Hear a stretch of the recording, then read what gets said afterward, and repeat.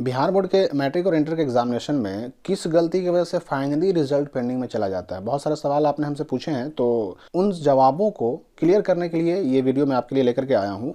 इस वीडियो में आप स्पष्ट और साफ साफ आपको मालूम पड़ जाएगा कि हाँ भाई, कौन सी गलती है जिसकी वजह से रिजल्ट पेंडिंग में जाना ही जाना है, तय है।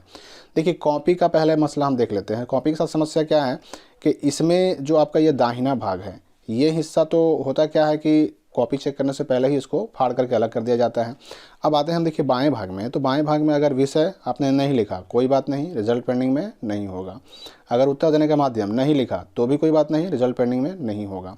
अगर आप सेट कोड भी नहीं लिखते हैं या फिर गोलक को गोल भी नहीं करते हैं तो भी रिजल्ट पेंडिंग में नहीं होगा, क्योंकि इस कॉपी में जो आपने आंसर लिखा है वो आंसर तो लिखा हुआ है। सामने वाला आदमी जो कॉपी चेक कर रहा हो तो उसको पढ़ सकता है ना, समझ सकता है ना कि हाँ भाई आंसर लिखा हुआ है।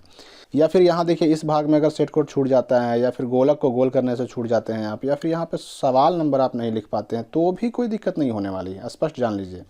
या फिर मान लेते हैं यहाँ पर आप साइन नहीं करते हैं, नाम नहीं लिख पाते हैं, या विषय का पूरा नाम नहीं लिख पाते हैं, या फिर ये सब छूट जाता है तो भी दिक्कत नहीं होगी, रिजल्ट पेंडिंग में नहीं होगा, स्पष्ट जान लीजिए। क्यों नहीं होगा भाई? क्योंकि देखिए, ये कॉपी जब जाएगी कॉपी चेक करने वाले के पास तो उसके सामने तो आपका आंसर लिखा हुआ है, उसको तो आंसर लिखे हुए होने से मतलब है, वो आपको नंबर देगा ही देगा। इसके लिए बिल्कुल निश्चिंत रहना है आपको। अब सवाल ये उठता है कि नंबर उसको कैसे मालूम पड़ेगा भाई कौन सा रोल नंबर है। तो यहाँ पर आपका जो रोल नंबर होता है उसके आधार पर एक बारकोड चिपका दिया जाता है। उसी बारकोड में आपका रोल नंबर छुपा होता है। यहाँ तक कि कॉपी चेक करने वाला खुद नहीं जानता कि उसके हाथ में जो कॉपी है वो किस रोल नंबर के बच्चे की है, उसका नाम क्या है, पिता का नाम क्या है। क्योंकि मैंने पहले ही कहा कि जिसमें नाम वगैरह छपा रहता है वो तो पहले ही फाड़ के अलग कर दिया जाता है। तो स्पष्ट जान लीजिए कि कॉपी में कोई भी गलती हो जाए तो आपका रिजल्ट पेंडिंग होने नहीं जा रहा है। लेकिन हाँ, OMR में क्या गलती हो सकती है जिसकी वजह से रिजल्ट पेंडिंग हो सकता है। देखिए, अगर आपने यहाँ सवाल नंबर छोड़ दिया तो भी रिजल्ट पेंडिंग नहीं होगा। अगर आपने परीक्षा केंद्र का नाम छोड़ दिया तो भी आपका रिजल्ट पेंडिंग नहीं होगा। आपने यहाँ साइन नहीं किया तो भी पेंडिंग नहीं होगा। अगर वीक्षक ने साइन नहीं किया तो भी पेंडिंग नहीं होगा। पेंडिंग कब होगा? अगर आपने यहाँ सेट कोड छोड़ दिया, यहाँ गोलक को गोल करना, सेट कोड भरना छोड़ दिया तो पेंडिंग में होने का 50-50 चांस है। 100% नहीं, 50-50 चांस है। लेकिन 100% कब पेंडिंग में जाएगा? अगर आपने इस OMR को फाड़ दिया है कहीं से, या फिर इस OMR में आपने बहुत ज़्यादा गंदा कर दिया है, कहीं पर आपने ओवरराइटिंग इतनी ज़्यादा कर दी है कि इस OMR को पढ़ना मशीन के लिए मुश्किल हो जाए। अगर मशीन ने आपके OMR को एक्सेप्ट नहीं किया, बहुत ज़्यादा गंदा है, खुरचा हुआ है, तो उस स्थिति में अगर मशीन ने एक्सेप्ट ना किया तो रिजल्ट पेंडिंग हो सकता है। जी हाँ, यही वो गलती है जिसकी वजह से रिजल्ट पेंडिंग में जाता है, वरना और कहीं कोई मसला नहीं, कोई समस्या नहीं है, रिजल्ट पेंडिंग में नहीं जाता है।